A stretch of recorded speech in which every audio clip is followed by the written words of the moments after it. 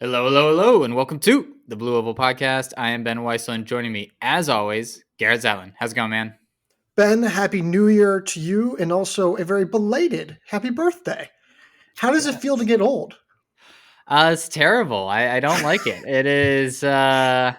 It's funny when birthdays become still something like that are enjoyable, but you're not happy about the consequence of anymore after a certain age. So that is where I have gotten, and my mom is talking about how I am so close to 30. And that is terrible to hear. And my wife is very happy that I'm the same age as her for the next couple months. So yeah, I don't love it. Yeah, I turned 30 this year. It's not for another 12 months. I'm terrified. So I've just decided that I'm not going to get old. Yeah, So that's a at good least plan. you're not me. It could be way worse. You could be me. So, um, well, Ben, I'm sorry that the audience didn't come through and give you a gift with any ratings and reviews on Apple or Spotify. It's okay. Ben will just be incredibly hurt for the whole time. No worries there. But today, Ben, what are we doing today specifically? What's going on? Yeah, so we don't have a whole lot of like results or other news huge news going on, but we did have a bit of news from the NCAA regarding JUCO eligibility that we will touch on, and then we will talk about a lot of transfer news that we're basically just catching up on over the past month or so. Plenty of big names that are on the move. Some of that we've actually talked about going on the portal, and now they have decided where they will be going this next year. So that is the game plan moving forward, and we can start it with that JUCO news.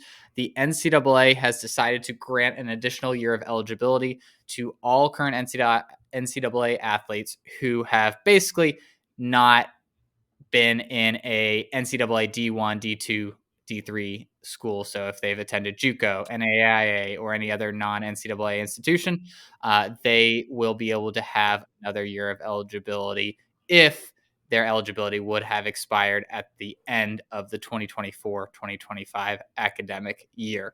This comes as a result of Vanderbilt quarterbacks Diego Pavia's, I think, a lawsuit against the NCAA, where he was trying to get another year of eligibility. So there is basically a waiver for these athletes that are in his same situation across the NCAA. So obviously that affects a lot of NCAA cross country and track and field athletes. Yeah, it's going to be really, really interesting. I think this is one of those unintended consequences that people don't realize how dire this could actually end up being. Because what this does is that it's not necessarily about the extra year of eligibility that athletes this year are going to get. It's about what's coming. It's about Yep. what's impending. And when this happens, there's basically now no real way I can imagine for the NCAA to now be able to opt out of this JUCO kind of limitation. In other words, I think JUCO in the long term will become like a minor league system. And it's crazy to think that athletes could now go there for X years, not use any eligibility, and then you come in and all of a sudden you have full 4 years. And for as concerning as that is, I imagine the NCAA is now sitting there being like, how do we solve this problem? And the only way that I could personally have thought of is age limits. Yeah.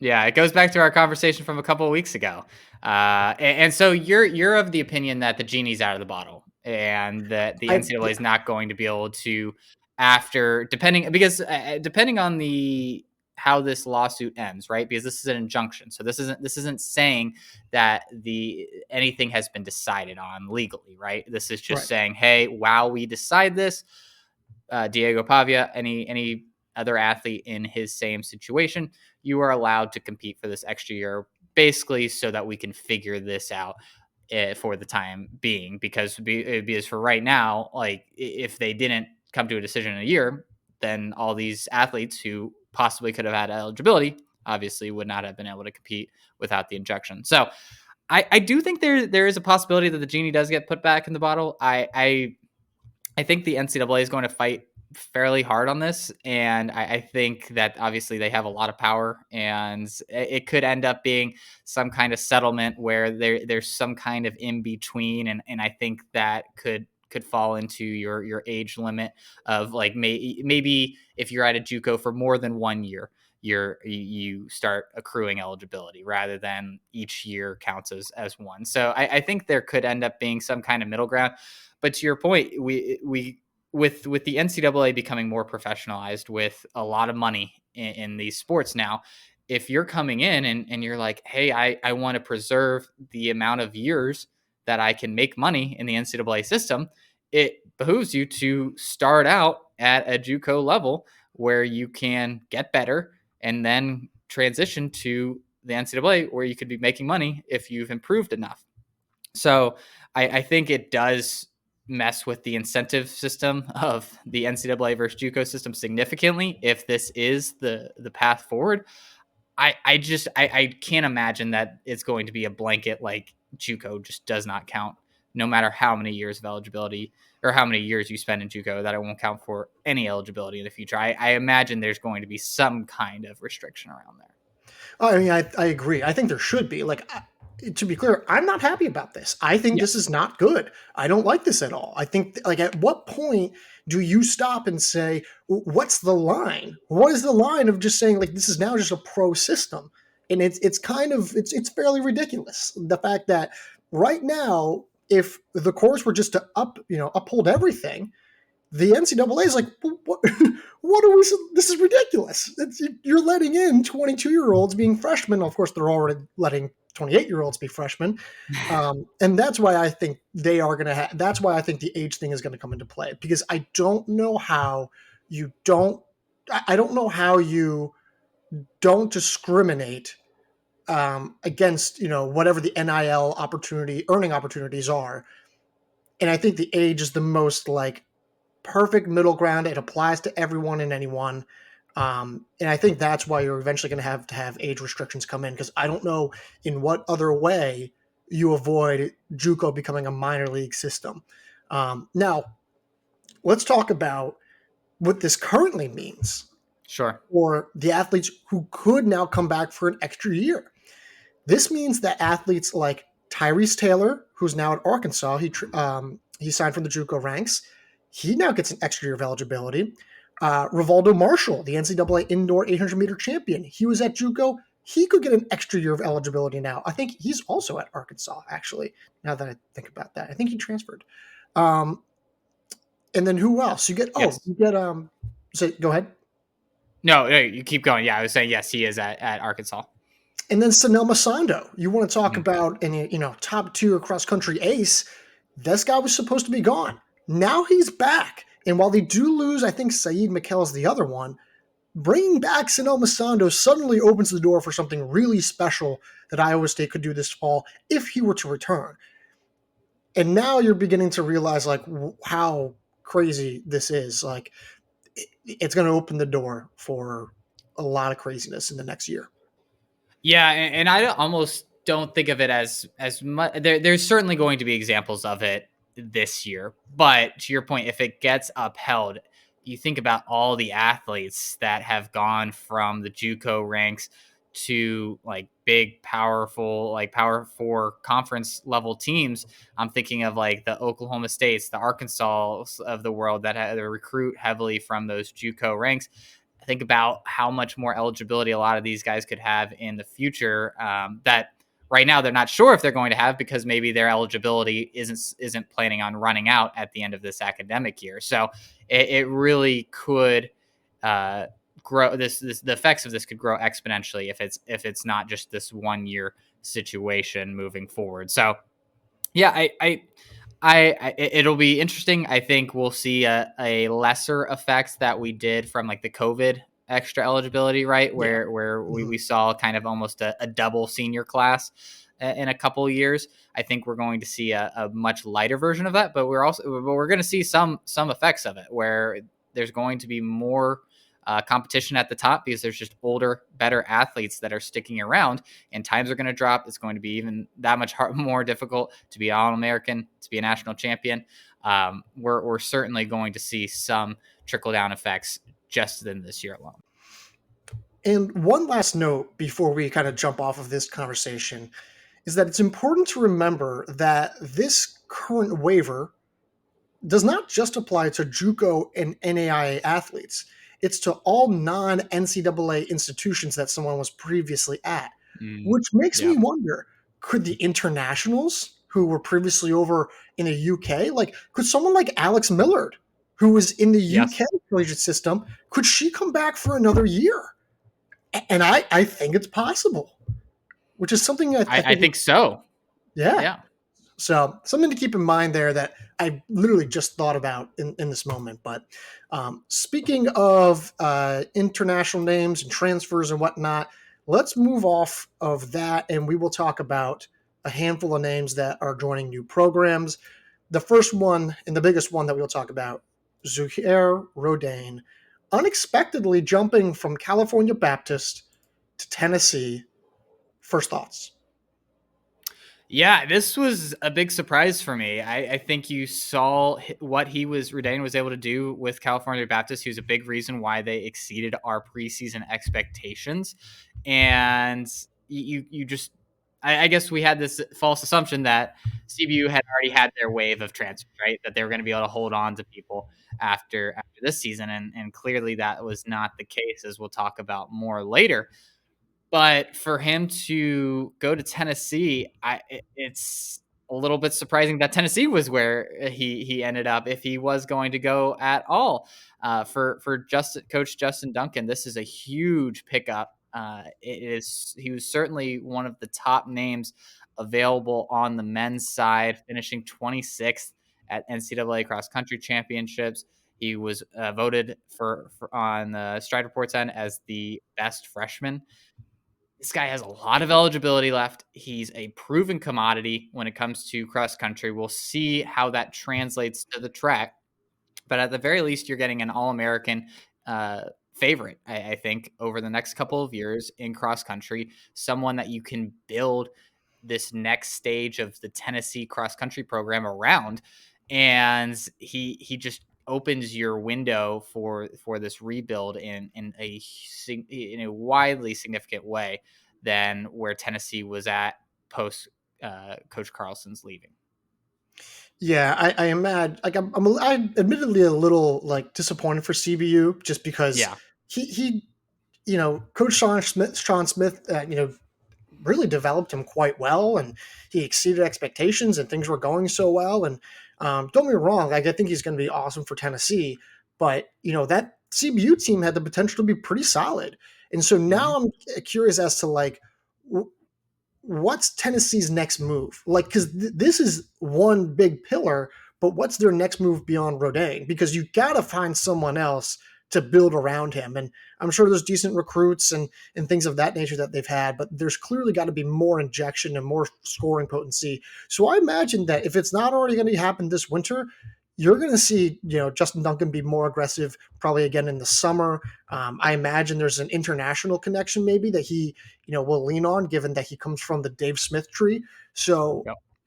we'll see what happens.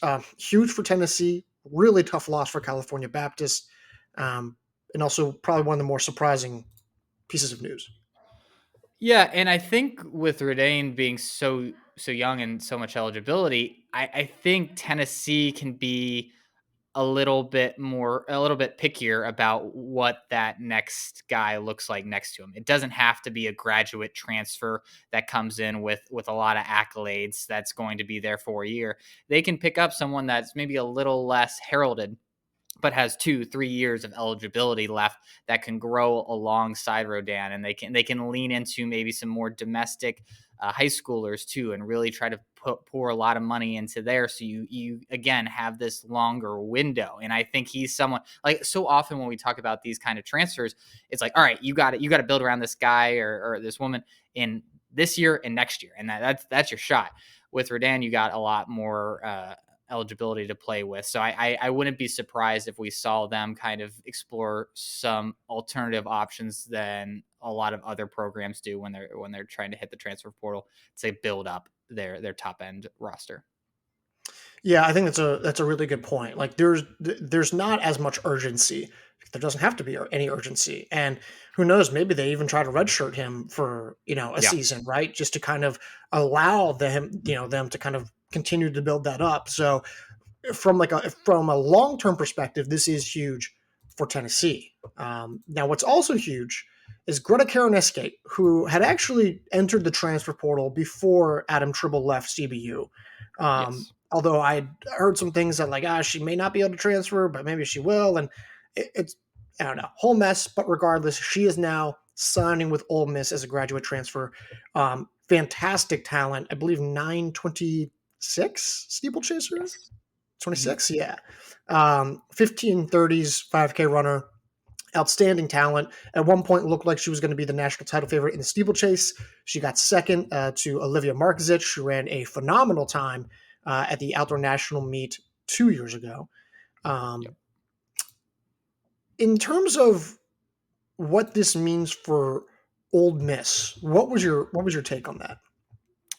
Yeah, Ole Miss. We have a lot of Ole Miss news in our last couple transfer market articles, and I thought a lot of them made a lot more sense than this one. Honestly, I get why. Hey, if you have the opportunity to take a potential top 3 steeplechaser in the country and someone that can provide value across multiple different events, you do it, right? You don't say no to that person. But where Ole Miss is at currently, it's not as if they're like one significant piece away from being national contenders in really any of the seasons. So I think she's going to be someone that they lean on to provide conference scoring on the track, and I think that's going to be something that's very impactful for them. And maybe she's just someone that again can bring in more talent for them in the future and be a proof of concept, right? Where they can say, hey, we brought her in, she wasn't at her best, we brought her not only to her best but even to higher heights than she was at before.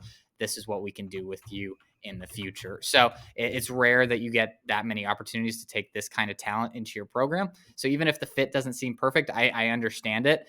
And I think it's an opportunity to kind of push Ole Miss back on the radar of a lot of the top athletes in the country. Yeah, I'm kind of with you. I'm stuck in the middle of being like, yeah, why would you not take Greta Karinauskaite? Like, Right. she has a chance to be top 3 in the country, maybe closer to top 5, given all the new influx of international names in the steeplechase. So, like, why would you not take her? She can be a low stick for you on the grass, which you need. But at the same time, I just don't know if that was like the fit, right? Like I wonder, like, wouldn't you want to go invest more in the middle distances? A lot of women from the cross country team are departing. Would it make more sense to kind of build up from recruits or younger transfers, even if they're not quite as accomplished? The steeplechase in the SEC is plenty competitive nowadays. Obviously Lemongol is there.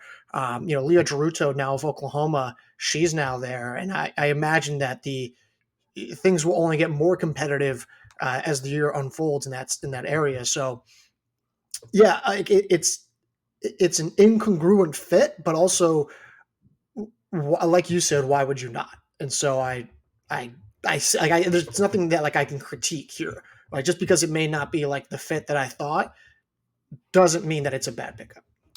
Yeah, and I think what we're really both getting at is all these schools and all these teams have limited resources, right?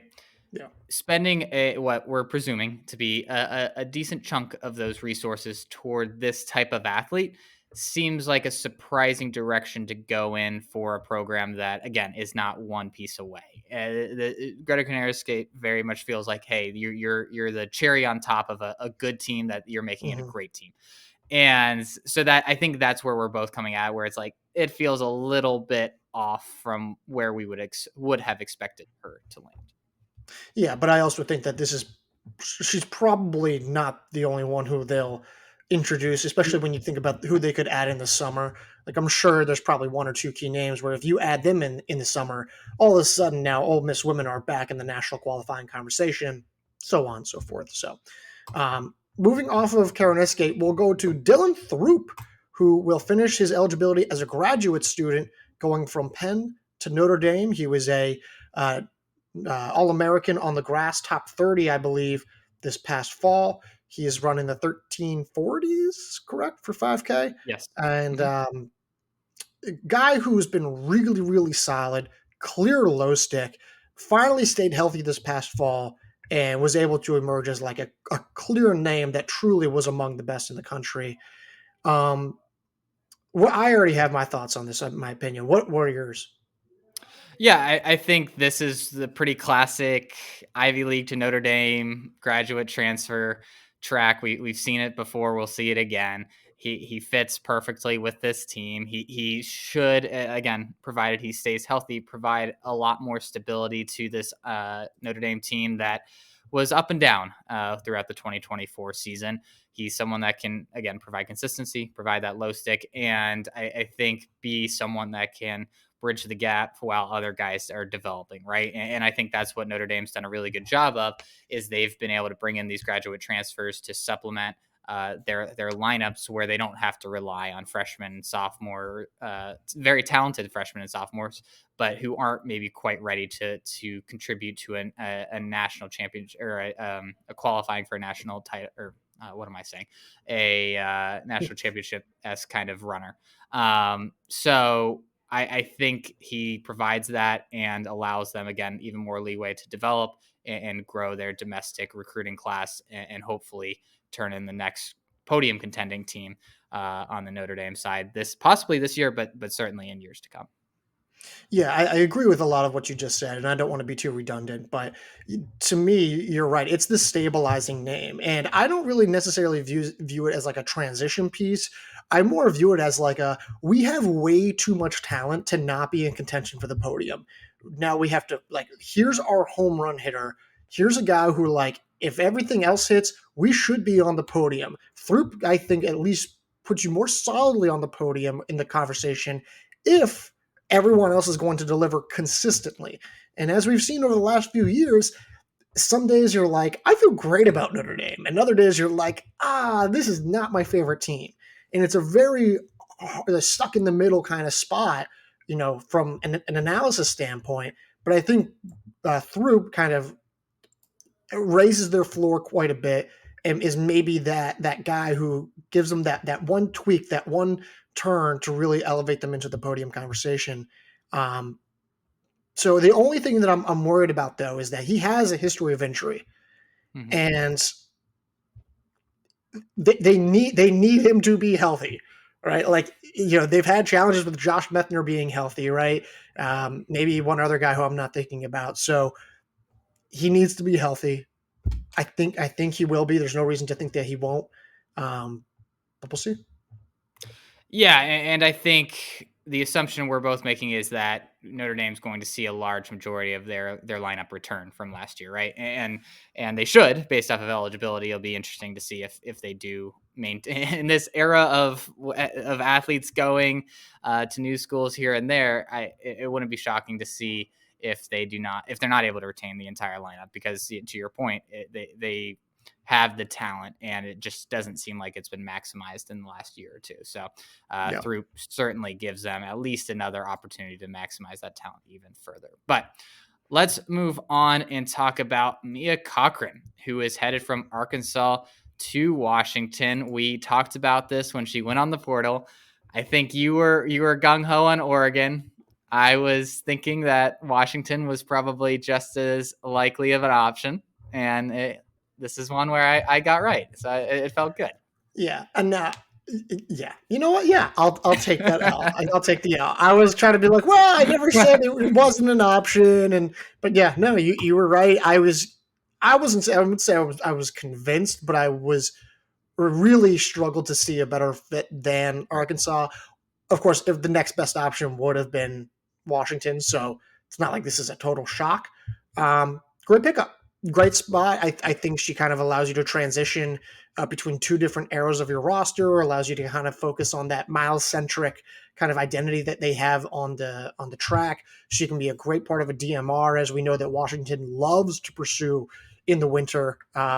And so I think it's a really nice transitional piece. And I think she's got more than just 1 year of eligibility in certain seasons. And, Yep. given the progress that she made as a potential low stick this past fall, I can't help but think that she'll be way more effective on the track as well. And if Mhm. that happens, then you're looking at someone who, can be a 430, 431 miler and is now subtly in the conversation to make the national meet.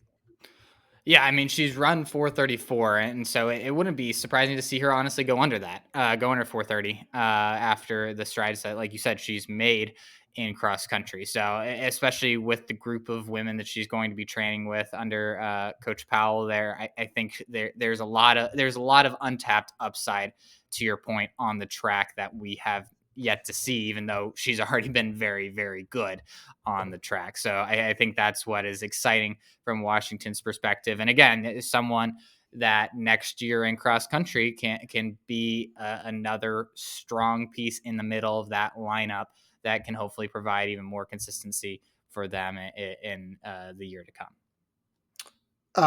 Yeah, yeah, and I completely agree. So I don't want to try to just be redundant with all of your analysis as well, but good fit, nice pickup. Yeah, solid all around. So let's move back to Ole Miss. Actually, we're going to go on the men's side now. Kidus is going from Florida State to Ole Miss, and Lukas Ehrle going from Wingate to Ole Miss. Um, Kais Masinga is a 1340s 5K runner. I believe he's dipped under 8 minutes for 3K as well. He was 16th, I want to say, the Nutty Comb invite this past fall. Lukas Ehrle, meanwhile, 15th All American at the NCAA D2 XC Championships. He was just a freshman, showed tremendous promise as in his first year with Wingate, running low 14s, low 29s over 5K, 10K, respectively. This is a clear, I think, we're reloading effort from Coach Adam Smith on the cross country side. The men's team, frankly, just has struggled to find their footing in the SEC, in the South region again. Yes, they did qualify for the national meet this past fall, but that was likely more due to the South region just being not that Yes. competitive, frankly. But the nice thing is that Masinga has proven that he can be a low stick on the right day.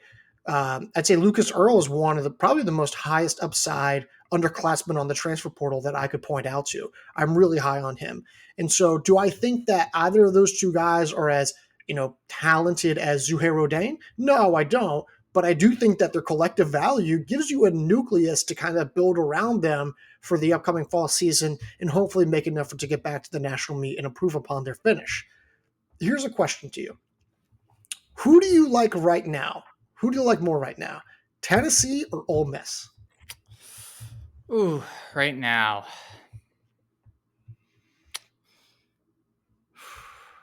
I'm gonna go Tennessee just because Redouane. I know exactly what I know he's going to be a low stick, and I don't have that same confidence out of anybody at Ole Miss. And I think their depth, you could maybe argue, is a little bit better than Tennessee, but I don't think it is as neither of them are super solid that you can point to one being overwhelmingly better. So I think I'll go with Tennessee with Redan.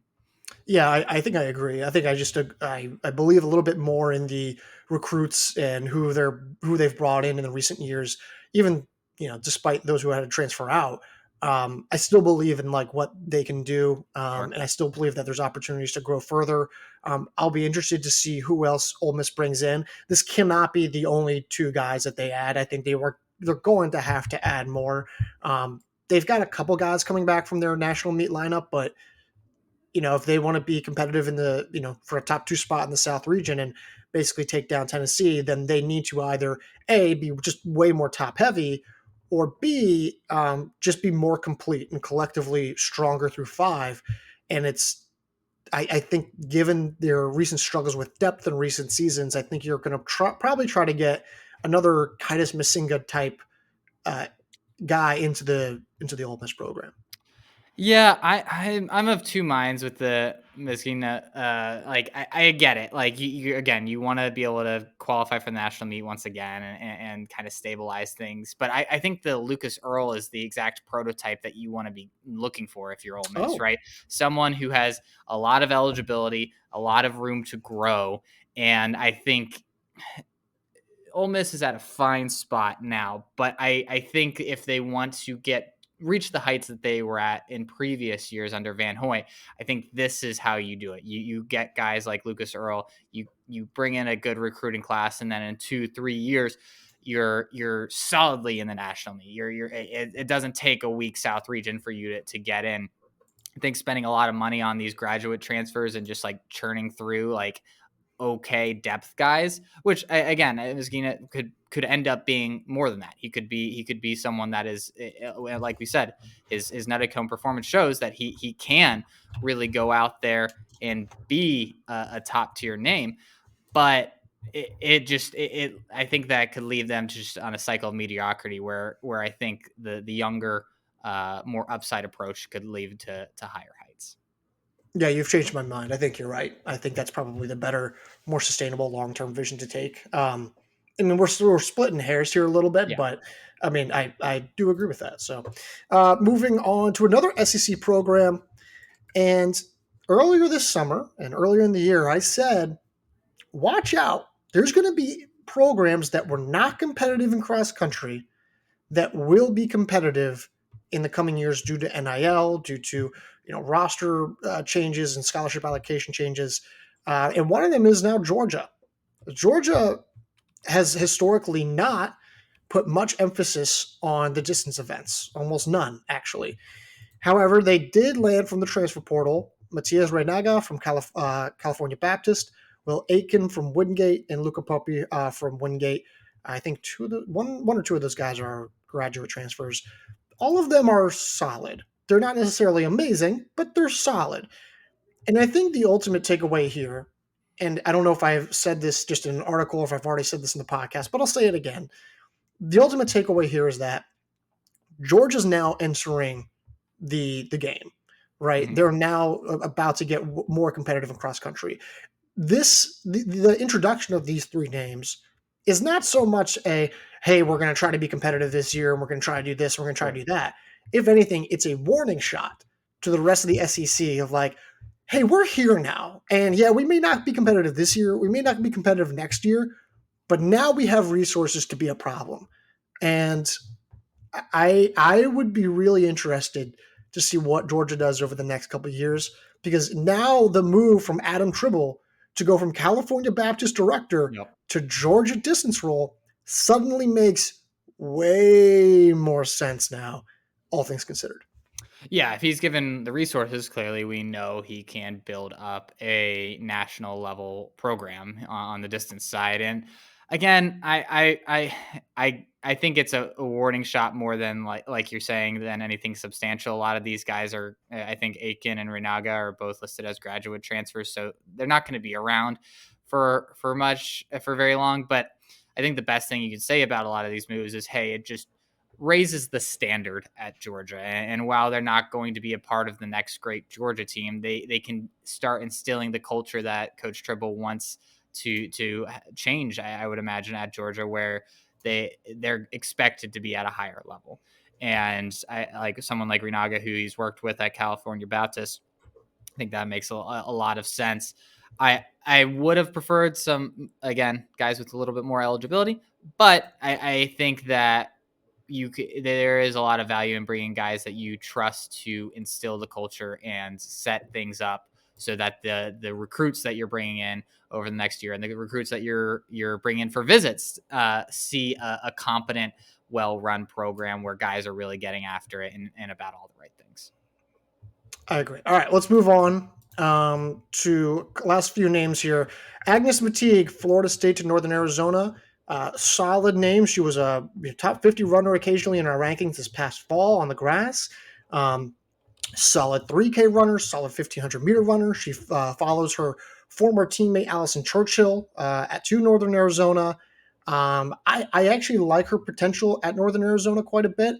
The caveat that I say with this is that I think she's more in that Maggie Congdon, Alex Carlson, Nikita Moore, Kira Moore kind of group where she's not an All-American like threat or at least favorite yet, but she could get there. And I think Northern Arizona is happy to add to that, but they probably just need more lottery tickets to strike to say, hey, how many more All Americans can we get as we prep for 2025?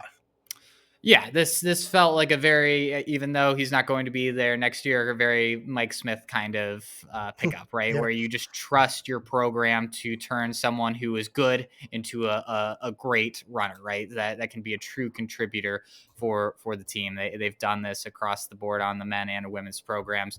Where it's like, hey, you just get in Flagstaff, you get in, you start running with our team under our coaching, you're going to go up a level. And what a lot of people might not see as a hugely impactful transfer, we can turn this person into. So I think McTighe is certainly someone that fits the bill. And I would be shocked if we didn't see her exceed expectations this fall. Staying with Northern Arizona, on the men's side, Derebe Ayele, who I apologize if I'm butchering that name, he's a freshman from Israel. He's coming, I believe, this fall, and he has marks of 345 for 1500 meters, 753 for 3K, 1338 for the 5K. He's a very well experienced on the European stage and national stages, and he is expected, to only be a freshman. So, thoughts? Yeah, I mean, what I just said about McTighe, you can take to an even higher level with Ayele, who obviously has a lot more pedigree at a maybe not a younger age, but a younger level of eligibility, right?